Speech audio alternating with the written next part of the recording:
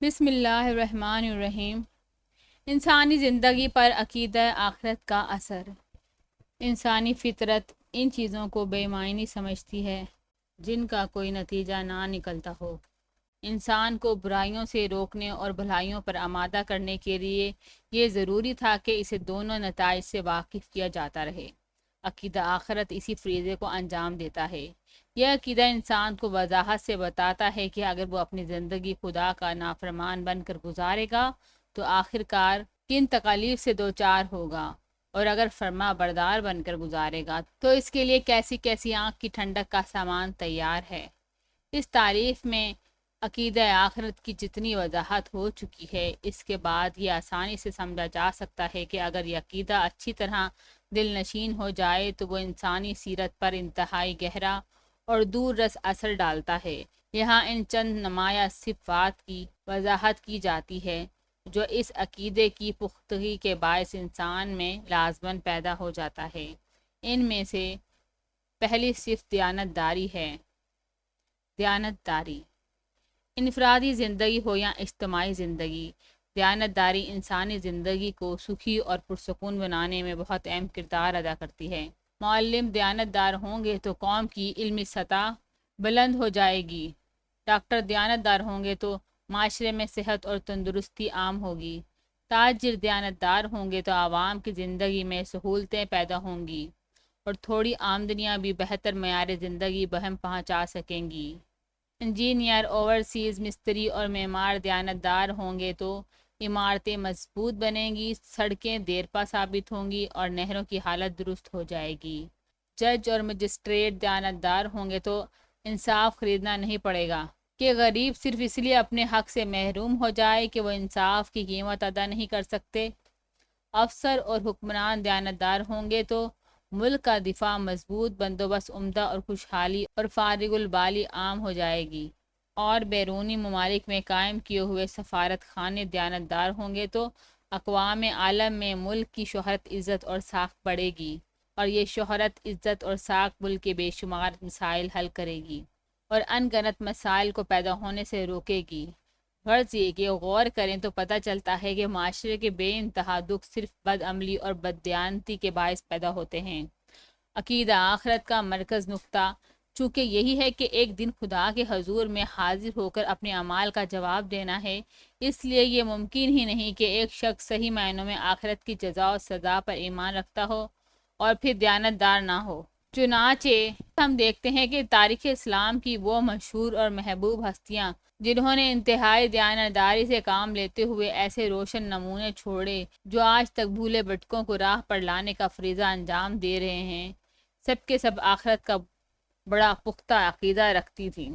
انہی بابرکت ہستیوں میں حضرت عمر عبدالعزیز رضی اللہ تعالیٰ عنہ بھی تھے۔ آپ نے اپنے نظام حکومت کی بنیاد ہی خوف آخرت پر رکھی تھی، اور اگرچہ آپ نے صرف چند سال ہی حکومت کی، مگر ان چند سالوں میں اس قدر اصلاحات ہوئیں کہ سلطنت دینی، اخلاقی اور مالی تینوں لحاظ سے کہیں جا پہنچی۔ آپ کے عہد میں آپ کی دیانتدارانہ اور عقل مندانہ پالیسی کے باعث مختلف علاقوں میں لوگ اس کثرت سے مسلمان ہوئے کہ جزیے کی آمدنی میں دفعتاً غیر معمولی کمی واقع ہو گئی۔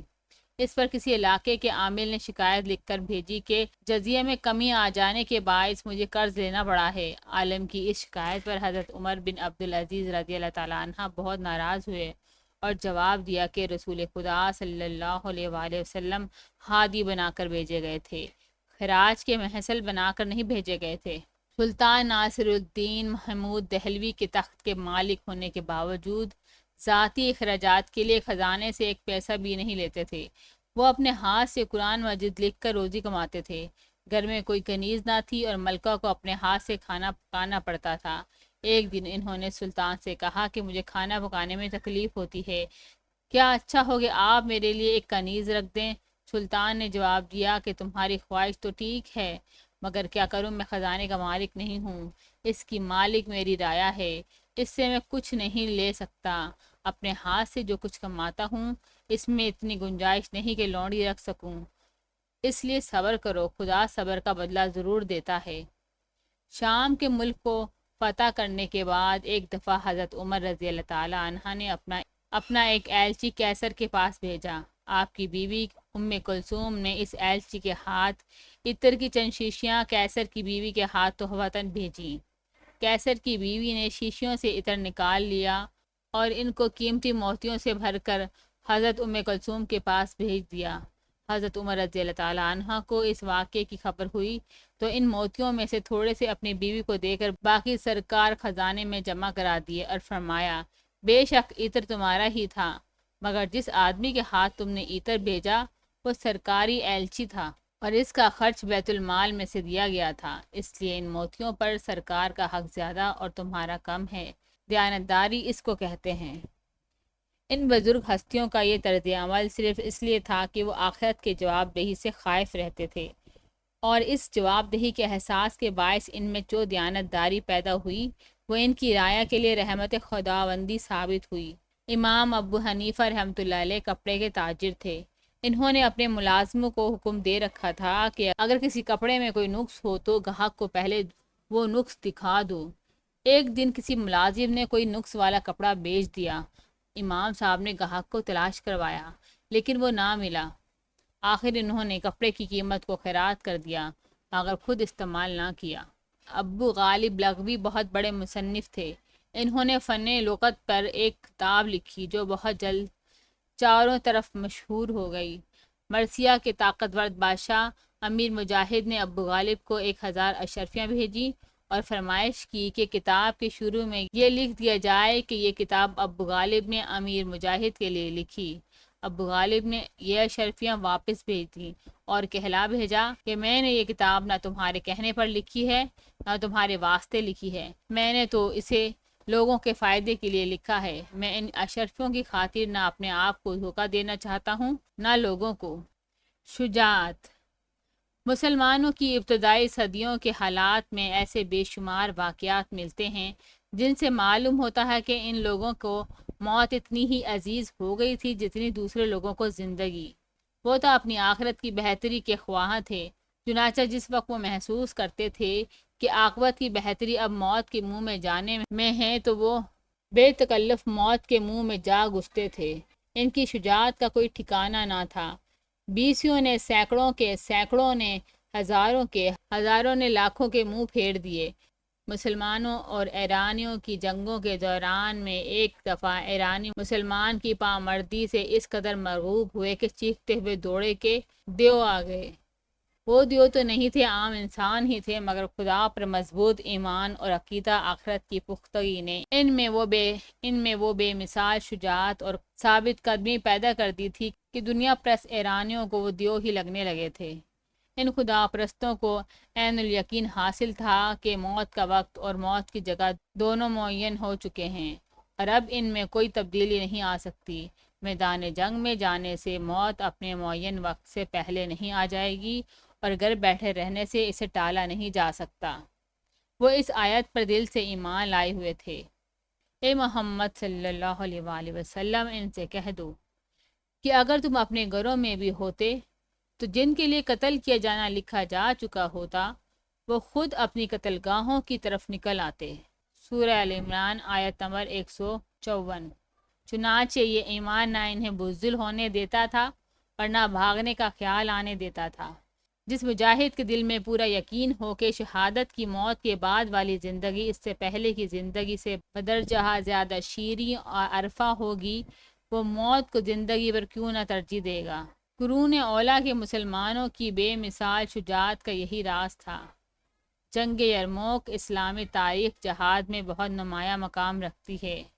ایک طرف مسلمان تھے اور دوسری طرف عیسائی رومی جنگ یرموک سے پہلے کی شکستوں کے باعث بہت زیادہ جوش میں آئے ہوئے تھے۔ ان کی فوج کے 30,000 جنگجوؤں نے تو فتح یا موت کی قسم کھا کر پاؤں میں بیڑیاں پہن لی تھیں کہ بھاگنے کا خیال بھی نہ آئے۔ ہزاروں پادری اور بش ہاتھوں میں صلیبیں لیے آگے آگے تھے اور حضرت مسیح علیہ السلام کا نام لے لے کر عیسائیوں کو جوش دلا رہے تھے، مگر یہ سارے ساز و سامان مسلمانوں کے جوش ایمانی اور بے پناہ شجاعت کے سامنے بیکار ثابت ہوئے۔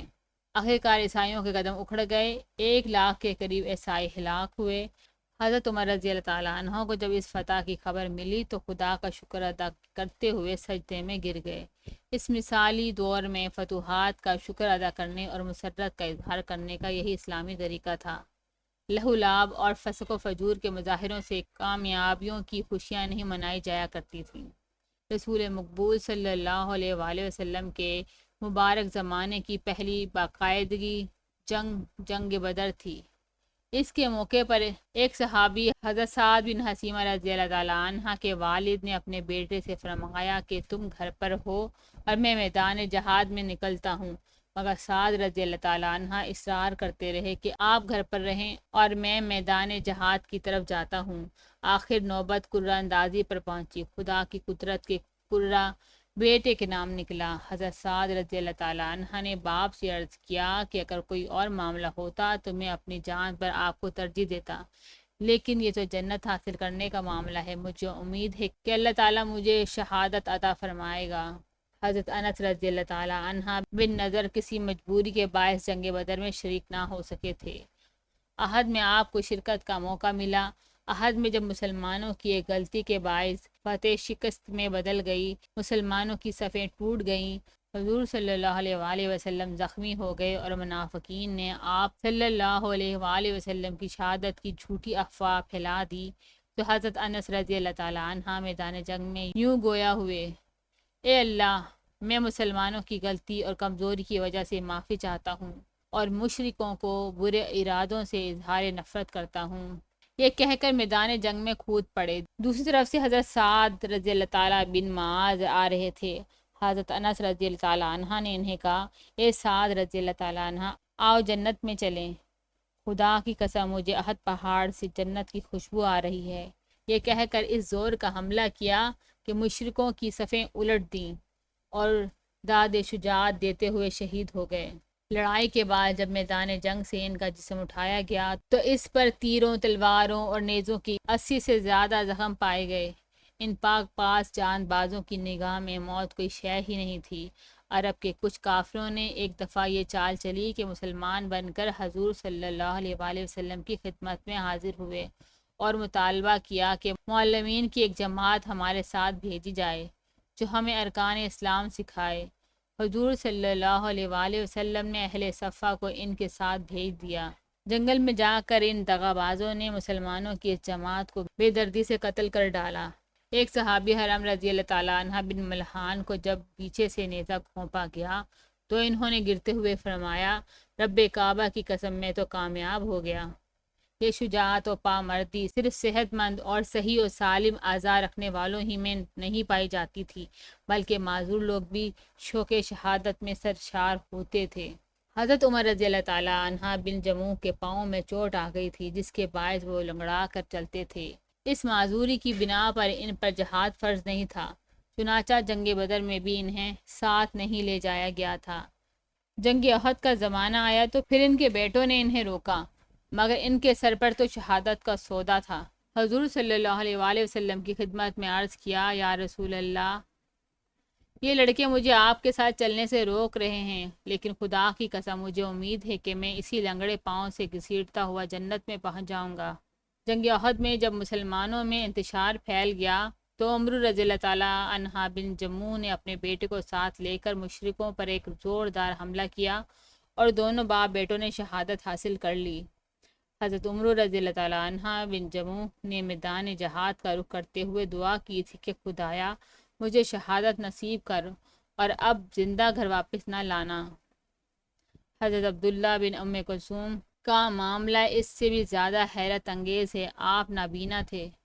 آپ ہی وہ معزز ہستی ہیں جن کے بارے میں قرآن مجید کے آخری پارے سورہ عبس میں کچھ آیات نازل ہوئی ہیں۔ معذوری کے باوجود حضرت عبداللہ بن ام کلثوم کے شوق شہادت کا یہ حال تھا کہ بارہا جنگوں میں شریک ہوئے، فرمایا کرتے تھے کہ اور کچھ نہیں کر سکتا ہوں تو کیا اسلامی فوج کا جھنڈا تھام کر کھڑا بھی نہیں رہ سکتا ہوں؟ علم میرے ہاتھ میں دے کر دونوں صفوں کے درمیان مجھے کھڑا کر دو، انشاءاللہ بھاگوں گا ہرگز نہیں۔ چنانچہ خلافت راشدہ کے عہد کی مشہور جنگ قادسیہ میں ایک ذرہ بختر پہنے اسلامی فوج کا جھنڈا ہاتھ میں لے کر کھڑے تھے کہ اسی حالت میں شہادت نصیب ہوئی۔ صبر و استقامت۔ عقیدہ آخرت جنگی شجاعت کے علاوہ انسان کو وہ صبر و استقلال بھی عطا کرتا ہے جس سے وہ زندگی کے عام دکھوں، محرومیوں اور پریشانیوں کو خندہ پیشانی سے برداشت کر لیتا ہے۔ خدا اور آخرت کے دن پر صحیح معنوں میں ایمان لانے والا انسان ان آزمائشوں اور اذیتوں کو سکون اور وقار سے برداشت کرے گا جو ایک عام دنیا پرست انسان کو جزا و فضا کرنے اور ہوش و حواس کھو دینے پر مجبور کر دے۔ جذبہ شوق آخرت رکھنے والے انسان کے لیے جان لیوا مصیبتیں اس لیے ہلکی ہو جاتی ہیں کہ ایک طرف تو اسے زندگی کی مختصر اور عارضی ہونے کا قلبی یقین ہوتا ہے، اور دوسرے وہ جانتا ہے کہ اللہ تعالیٰ نے صبر کا اجر کتنا عظیم رکھا ہوا ہے۔ جب زندگی بذات خود انتہائی عارضی چیز ہے تو پھر اس کے اندر آنے والی مصیبت تو اس سے بھی زیادہ عارضی ہوئی۔ اب اگر اس عارضی در عارضی صورتحال میں صبر اور برداشت سے کام لینے کا اجر اتنا عظیم ہو کہ خود اللہ تعالیٰ فرماتے ہیں کہ بے شک خدا صبر کرنے والوں کے ساتھ ہے، تو پھر یہ کتنا نقصان کا سودا ہوگا کہ انسان جزا فضا اور شکوہ شکایات کر کے اتنے بڑے اعزاز سے اپنے آپ کو محروم کرے۔ جذبہ شوق آخرت رکھنے والے انسانوں کے دل و دماغ میں یہی حقیقت نقش ہو چکی ہے، اور پھر یہ نقش شدہ حقیقت انتہائی پریشان کن حالات میں بھی انہیں سنبھالے رکھتی ہے۔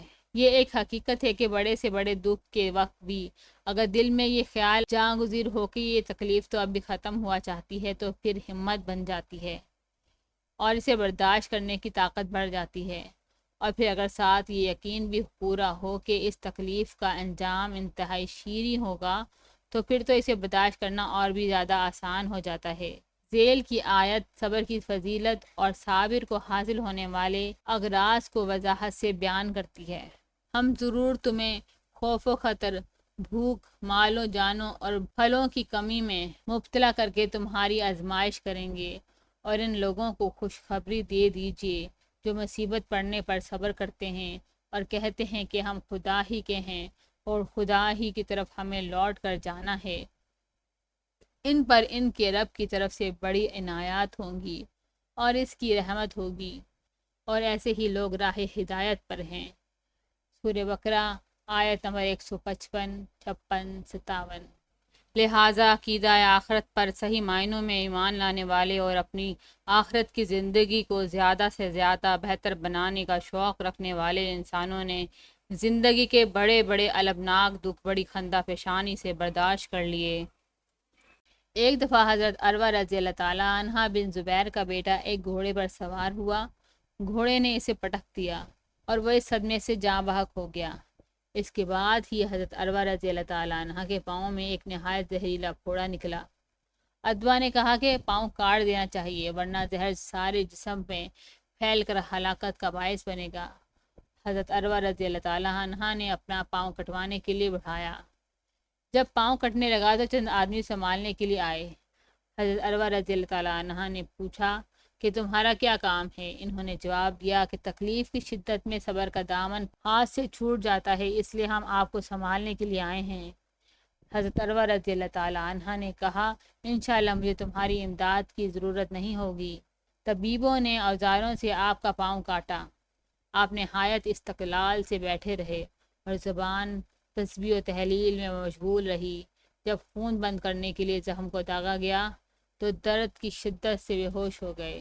جب ہوش میں آئے تو کٹا ہوا پاؤں منگوا کر دیکھا اور الٹ پلٹ کر اسے فرمایا، اس ذات کی قسم جس نے تجھ سے میرا بوجھ اٹھوایا، اسے خوب معلوم ہے کہ میں تیرے ساتھ کسی حرام راستے پر گامزن نہیں ہوا۔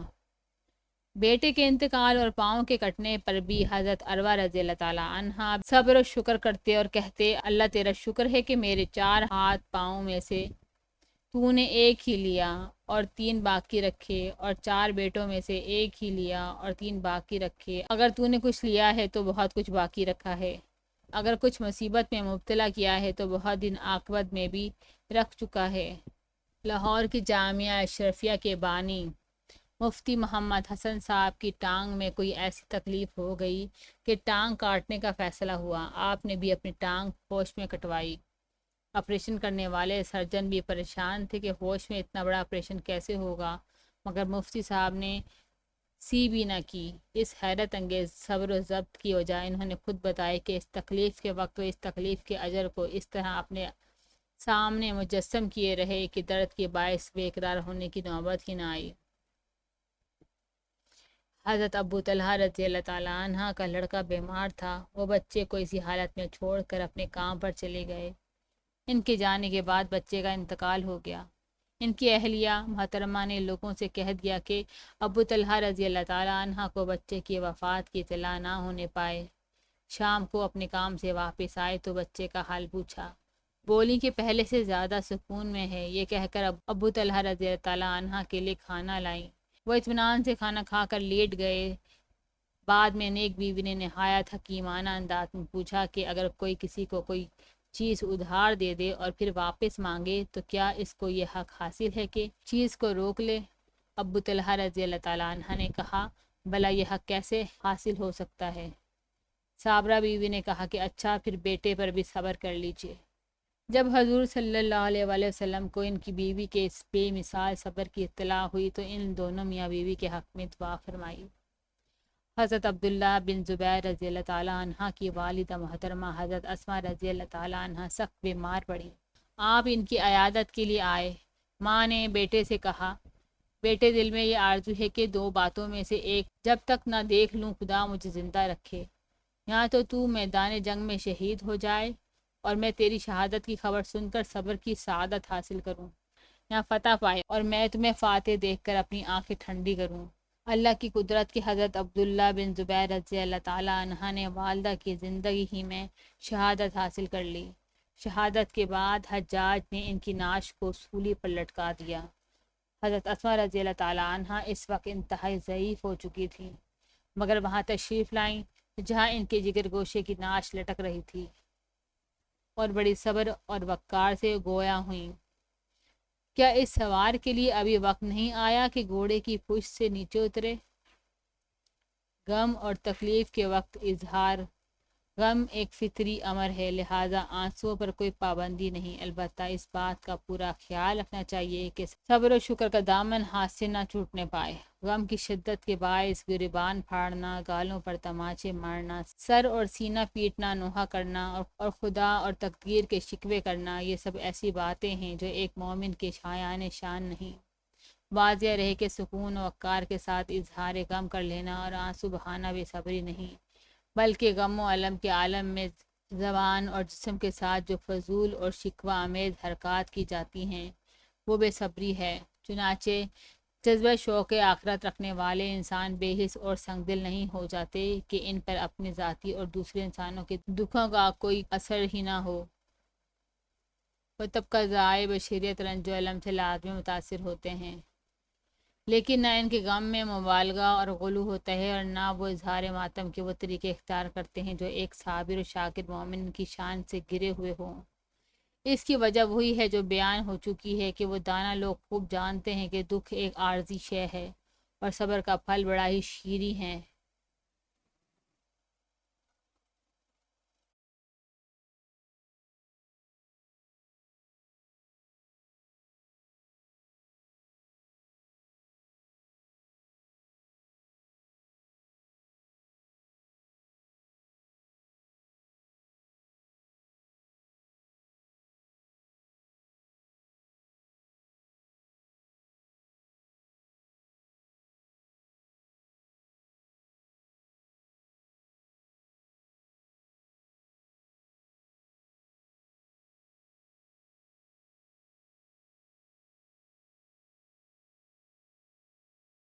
سیر چشمی اور اعلیٰ ظرفی۔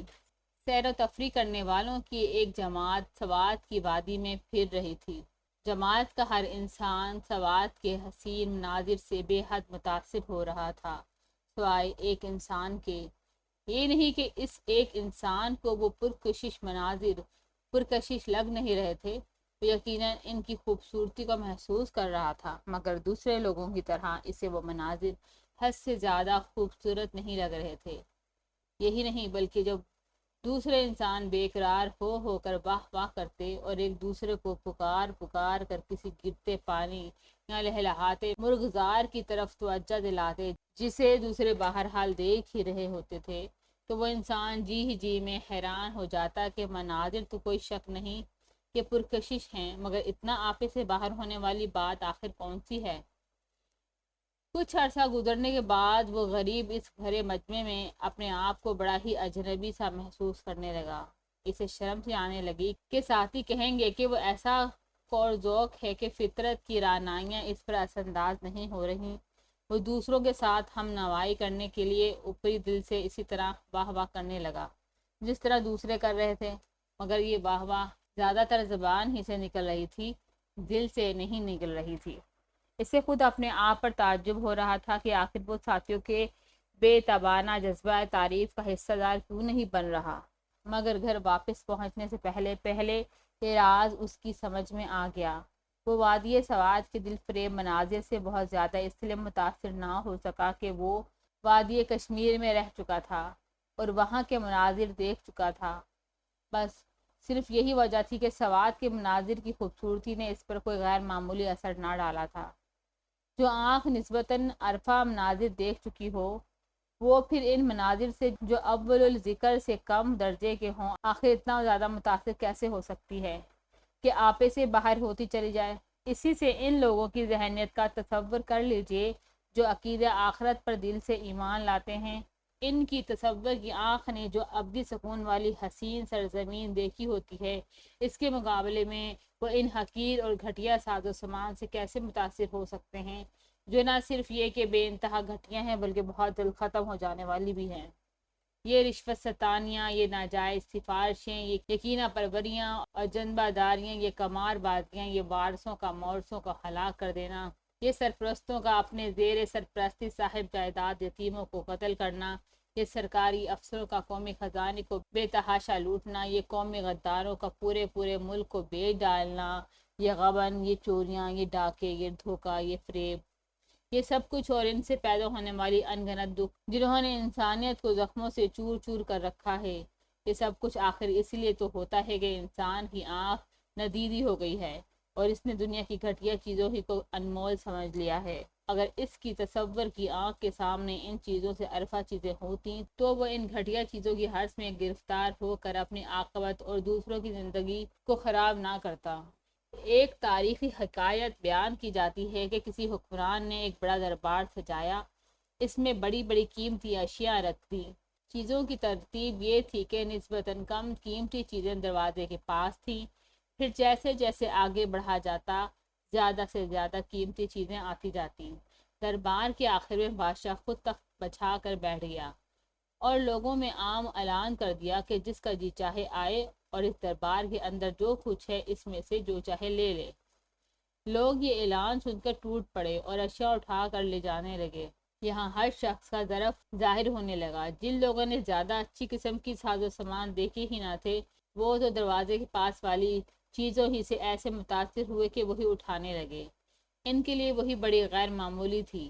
انہوں نے آگے بڑھ کر دیکھنے کی تکلف ہی گوارا نہ کی کہ شاید آگے بہتر قسم کی اور زیادہ قیمتی چیزیں ہوں۔ جو لوگ زیادہ اعلیٰ ذوق رکھتے تھے وہ کچھ اور آگے بڑھے اور بہتر قسم کی چیزیں اٹھائیں، غرض کہ جس نے جتنے زیادہ بہتر قسم کے ساز و سامان دیکھے ہوئے تھے وہ اتنا زیادہ آگے بڑھا اور زیادہ بہتر قسم کی چیزیں حاصل کیں، تاہم دربار کے آخر تک کوئی نہ پہنچا، حالانکہ قیمتی ترین چیزیں وہاں رکھی تھیں۔ اس دوران میں ایک بے نیاز قسم کی بڑھیا لاٹھی ٹیکتی آ گئی اور دربار کے اندر ادھر ادھر دیکھتے ہوئے آگے بڑھنا شروع کر دیا۔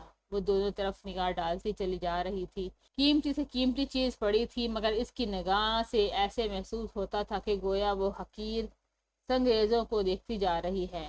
وہ بڑھتی چلی گئی، یہاں تک کہ وہاں پہنچ گئی جہاں تک اس سے پہلے کوئی عمدہ سے عمدہ ذوق والا اور زیادہ سے زیادہ حیثیت والا بھی نہیں پہنچا تھا۔ لوگ حیران تھے کہ یہ بڑھیا آخر کیا چاہتی ہے، کیا ان انمول اشیاء میں سے کوئی بھی اسے دلکش نہیں لگ رہی؟ بڑھیا وہاں پہنچ گئی جہاں بادشاہ خود تخت پر بیٹھا تھا اور اسے مخاطب کر کے کہا، تم نے یہی اعلان کیا ہے نا کہ اس دربار کی جو چیز جو شخص چاہے لے لے؟ بادشاہ نے اقرار کیا کہ ہاں ایسا ہی اعلان کیا گیا ہے۔ بڑھیا نے بادشاہ کا ہاتھ پکڑ لیا اور کہا، مجھے تو صرف تمہاری ضرورت ہے۔ اس حکایت کے متعلق یہ کہنا بہت مشکل ہے کہ یہ کہاں تک تاریخی ہے، تاہم جو یہاں بیان کرنا مقصود ہے وہ صرف اس کا اخلاقی سبق ہے۔ جس حکمران نے یہ دربار لگایا تھا، ظاہر ہے جو اشیاء اس نے عوام کو دینے کے لیے یہاں رکھی تھی وہ اس کے اصلی خزانے سے بہت کم تھی۔ جس دانا عورت نے خود اس کے اپنے آپ ہی کو مانگ لیا تھا، وہ خود بخود ہی ان سب خزانوں کی مالک بن گئی جو اس حکمران کے پاس تھی، اور اس کے اصلی خزانوں کے مقابلے میں وہ چیزیں تو کوئی حیثیت ہی نہ رکھتی تھیں جو اس نے عوام کے آگے پھیلا رکھی تھیں۔ لہٰذا جو شخص واقعی آخرت پر ایمان رکھتا ہو اور ما بعد الموت کی زندگی اس کے تصور کی آنکھوں کے سامنے واضح ہو، وہ لازماً سیر چشم ہوگا، اور یہ سیر چشمی اسے لازماً عالی ظرف بھی بنا دے گی۔ ان سیر چشم عالی ظرف انسانوں سے کسی طرح بھی توقع نہیں کی جا سکتی کہ وہ ناپائیدار، ادنا اور کانٹوں بھری خوشیاں حاصل کرنے کے لیے اپنے دین اور اپنی اسلامی غیرت کا سودا کر لیں گے۔ نہ ان کے لیے یہ ممکن ہے کہ وہ دنیا پرست بڑے لوگوں کے آگے عاجزی دکھائیں گے یا سر جھکائیں گے، اور نہ ان سے یہی متوقع ہے کہ اگر خدا انہیں دنیاوی دولت سے نوازے تو وہ پھول کر گھپا ہو جائیں اور تکبر کا شکار ہوں۔ عقیدہ آخرت انسان میں جو بے نیازی اور استغنا پیدا کرتا ہے، اس کی وضاحت ذیل کے واقعے سے خوب ہوتی ہے۔ حضرت صفوان بن سلیم ایک ممتاز تابعی تھے۔ انہوں نے سلیمان بن عبد الملک کا زمانہ پایا۔ ایک دفعہ سلیمان بن عبد الملک مدینے آیا۔ ان دنوں حضرت عمر عبدالعزیز رضی اللہ تعالیٰ عنہ مدینے کے گورنر تھے۔ خلیفہ حضرت عمر رضی اللہ تعالیٰ عنہ کے ہمراہ مسجد میں نماز پڑھنے گیا۔ نماز کے بعد مقصورہ کا دروازہ کھولا تو وہاں حضرت صفوان بن سلیم نظر آئے۔ سلیمان نے حضرت عمر بن عبدالعزیز سے پوچھا، یہ کون بزرگ ہیں؟ میں نے ان کے بشرے سے بہتر آثار نہیں دیکھے۔ انہوں نے بتایا کہ صفوان بن سلیم ہیں۔ یہ سن کر سلیمان نے 500 دینار کی تھیلی غلام کی خدمت میں بھیجی۔ جب غلام نے جا کر تھیلی پیش کی تو حضرت صفوان نے کہا، میں تمہیں دھوکا ہوا ہے، کسی اور کے پاس بھیجی ہوگی۔ غلام نے پوچھا کہ کیا آپ صفوان نہیں ہیں؟ انہوں نے جواب دیا کہ ہاں میں ہی صفوان ہوں، مگر ذرا جا کر دوبارہ پوچھاؤ۔ جو ہی غلام پوچھنے گیا، حضرت صفوان نے جوتا اٹھایا اور مسجد سے نکل گئے، اور پھر جتنی دیر سلیمان بن عبد الملک مسجد میں رہا وہ مسجد میں نہ آئے۔ واضح رہے کہ سلیمان بن عبد الملک کی اقلیم اس وقت 3 براعظموں میں پھیلی ہوئی تھی۔ عاقبت کی جزا و سزا پر ایمان لانے والوں کے لیے دنیاوی دولتوں کے مالک سرے سے کوئی اہمیت ہی نہیں رکھتے۔ حضرت سعد بن مسیب نے کئی اموی خلفاء کا زمانہ پایا، مگر اس کے آگے سر تسلیم خم کرنا تو درکنار، انہوں نے کبھی انہیں لائق التفات بھی نہ سمجھا۔ ایک دفعہ خلیفہ عبد الملک مدینے میں آیا اور حضرت سعد بن مسیب کو ملنا چاہا۔ اس نے مسجد کے دروازے پر کھڑے ہو کر آدمی بھیجا کہ انہیں بلا لائیں۔ وہ اس وقت مسجد میں مصروف عبادت تھے۔ پیغمبر نے جا کر کہا کہ امیر المومنین آپ سے ملنا چاہتے ہیں۔ حضرت سعد نے کہا کہ امیر المومنین کو نہ مجھ سے کوئی ضرورت ہے اور نہ مجھے ان سے، اگر ان کی کوئی ضرورت ہو بھی تو وہ پوری نہیں ہو سکتی۔ عبد الملک نے جواب سن کر دوبارہ آدمی بھیجا، مگر حضرت سعد نے دوبارہ وہی جواب دیا۔ پیغمبر نے کہا، امیر المومنین بار بار بھیجتے ہیں اور تم اس طرح کا خشک جواب دیتے ہو، اگر انہوں نے منع نہ کر دیا ہوتا تو میں تمہارا سر کاٹ لیتا۔ حضرت سعید نے بے پرواہی سے کہا کہ اگر امیر المومنین مجھے کوئی عطیہ دینا چاہتے ہیں تو وہ میں تمہیں بخشتا ہوں، جا کر حاصل کر لو۔ اگر ان کا کچھ اور ارادہ ہے تو خدا کی قسم میں اپنی نشست اس وقت تک نہیں بدلوں گا جب تک وہ جو کرنا چاہتے ہیں کر نہ گزریں۔ آخر عبد الملک مایوس ہو کر چلا گیا۔ اسی خلیفہ عبد الملک کا واقعہ کہ ایک دفعہ وہ مدینے آیا تو رات کو اسے نیند نہ آئی۔ اس نے دربان کو حکم دیا کہ مسجد میں جا کر دیکھو، اگر مدینے کا کوئی قصہ خواہ مل جائے تو اسے لے آؤ کہ ذرا جی بہلے۔ وہ مسجد میں آیا تو حضرت سعد بن مسیب عبادت کر رہے تھے۔ اس نے انہی سے کہا کہ امیر المومنین کی آنکھ کھل گئی ہے اور مجھے حکم دیا ہے کہ کسی قصہ خواہ کو لے آؤ، اس لیے تم میرے ساتھ چلو۔ حضرت سعید نے پوچھا کہ مجھے بلوایا ہے کیا؟ دربان نے کہا نہیں، انہوں نے تو قصہ خواہ کو بلوایا تھا، میں نے دیکھا کہ تم جاگ رہے ہو اس لیے تم ہی کو لے چلتا ہوں۔ حضرت سعید نے کہا، امیر المومنین سے جا کر کہہ دو کہ میں ان کا قصہ خواہ نہیں ہوں۔ جذبہ شوق آخرت رکھنے والی ہستیوں کو جب دنیاوی جاہ و جلال حاصل ہو جائے تو وہ انہیں کسی قسم کے تکبر اور فخر میں مبتلا نہیں کر سکتا۔ کیونکہ وہ اس چاہ و جلال کو غیر معمولی اہمیت ہی نہیں دیتے۔ ہاں بتقاضائے بشریت بڑائی کا خیال آ ہی جائے تو بھی وہ فوراً دل کی تعدیب کر لیتے ہیں اور اسے دوبارہ اپنی اصلی اعلیٰ ظرفی کی طرف واپس لے آتے ہیں۔ ایک دن حضرت عمر فاروق رضی اللہ تعالیٰ عنہ منبر چڑھے اور فرمایا، ایک دن وہ تھا کہ میں اپنی خالہ کی بکریاں چرایا کرتا تھا اور وہ اس کے عوض میں مجھے مٹھی بھر کھجوریں دے دیا کرتی تھیں۔ بس صرف اتنا کہا اور پھر ممبر سے نیچے اترے۔ لوگوں کو تعجب ہوا کہ امیر المومنین نے ایسا کیوں کیا۔ حضرت عبد الرحمن رضی اللہ تعالیٰ عنہ بن عوف نے آخر کہہ ہی دیا کہ امیر المومنین، اس طرح تو آپ نے اپنی تنقید کی اور خود کو لوگوں کی نظروں میں حقیر کیا۔ حضرت عمر رضی اللہ تعالیٰ عنہ نے فرمایا، نہیں، بلکہ قصہ یہ ہے کہ تنہائی میں میرے دل نے کہا کہ تم امیر المومنین ہو، تم سے افضل کون ہو سکتا ہے، اس لیے میں نے چاہا کہ اسے اس کی حقیقت بتا دوں تاکہ اس کو پھر اس قسم کا خیال بھی نہ آئے۔ غالباً کم لوگوں ہی کو معلوم ہوگا کہ حضرت سید عبد القادر جیلانی رحمۃ اللہ علیہ ایک کروڑ پتی رئیس تھے، مگر دنیا انہیں کروڑ پتی کی حیثیت سے نہیں بلکہ اللہ کے ایک عابد و زاہد اور صالح بندے ہی کی حیثیت سے جانتی تھی۔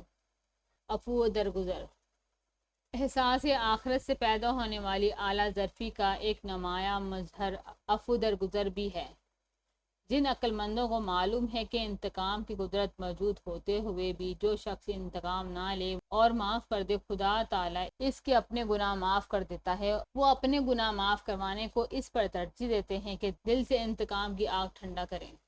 6 ہجری میں جب واقعہ فق پیش آیا اور کچھ مفسدہ پروازوں نے حضرت عائشہ رضی اللہ تعالیٰ عنہ کے متعلق ناشائستہ باتیں کی تو حضرت ابوبکر رضی اللہ تعالیٰ عنہ کے ایک عزیز مستبی اس مفسدہ پردازی کا شکار ہو گئے، حالانکہ حضرت ابوبکر رضی اللہ تعالیٰ عنہ ان کی کفالت کیا کرتے تھے۔ جب اللہ تعالیٰ نے قرآن مجید میں حضرت عائشہ رضی اللہ تعالیٰ عنہ کی برات ظاہر فرما دی تو حضرت ابوبکر رضی اللہ تعالیٰ عنہ نے مستہ کی کفالت بند کر دی اور قسم کھا لی کہ اب امداد نہیں دوں گا، کیونکہ مستہ کے طرز عمل سے حضرت کو قدرتی طور پر رنج پہنچا تھا۔ مگر بعد میں آیت نازل ہوئی، تم میں جو لوگ بزرگی اور مقدرت رکھتے ہیں وہ اپنے رشتہ داروں، مسکینوں اور اللہ کی راہ میں ہجرت کرنے والوں کو مدد نہ دینے کی قسم نہ کھائیں، انہیں چاہیے کہ معاف کر دیں اور درگزر کریں۔ کیا تم نہیں چاہتے کہ اللہ بھی تمہیں بخش دے اور اللہ غفور الرحیم ہے؟